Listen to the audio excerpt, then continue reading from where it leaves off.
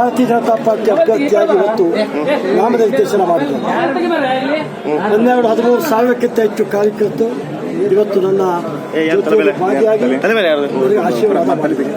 ಎಲ್ಲ ವರ್ಗ, ಎಲ್ಲ ಜಾತಿ, ಎಲ್ಲ ನನ್ನ ಜೊತೆಗೆ ನನ್ನ ನೋವಿಗೂ ಅಭಿನಂದನೆ ಸಲ್ಲಿಸುತ್ತೇನೆ.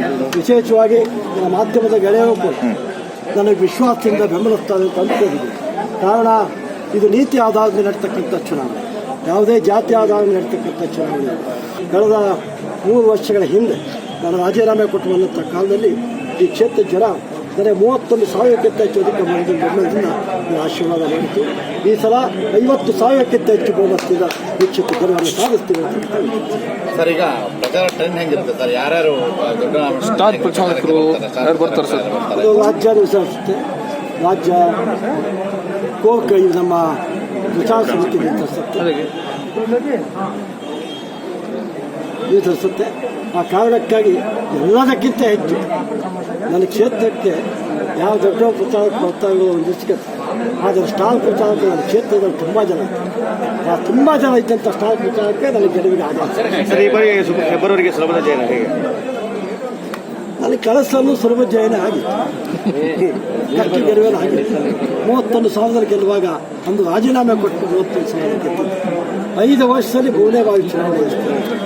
ಈ ಕ್ಷೇತ್ರದ 5ನೇ ಬಾರಿ ಚುನಾವಣೆ ಎದುರಿಸ್ತಾ ಇದ್ದೀನಿ. ಈ ಕ್ಷೇತ್ರದ ನರನಾಡಿಗಳು ಕೂಡ ಅಭ್ಯಾಸ ಮಾಡಿದ್ದೀನಿ. ಈ ಕ್ಷೇತ್ರ ಬಡವರ ಬಗ್ಗೆ ಕಾಳಜಿ ಇಟ್ಟು ಕೆಲಸ ಮಾಡಿದ್ದಾರೆ. ನಾನು ಚುನಾವಣೆಗಾಗಿ ರಾಜಕಾರಣ ಮಾಡೋದೇ ಇಲ್ಲ. ನಾನು ಗೆದ್ದ ದಿವಸದಿಂದ ಇವತ್ತಿನ ತನಕ ಇದೇ ವೇಗದಲ್ಲಿ ರಾಜಕಾರಣ ಮಾಡಿದ್ದೇನೆ. ಹಾಗಾಗಿ ನಾನು ಚುನಾವಣೆ ಬಹಳ ದೊಡ್ಡ ವಿಶೇಷ ಅಂತ ನನಗೆ ಅನಿಸ್ತದೆ. ಅದೇ ದೃಷ್ಟಿಕೋನ ಕೆಲಸ ಮಾಡ್ಕೊಂಡು ಹೋಗ್ತೀನಿ. 150 ಸಾವಿರಕ್ಕಿಂತ ಹೆಚ್ಚು ಆಗ್ತದೆ.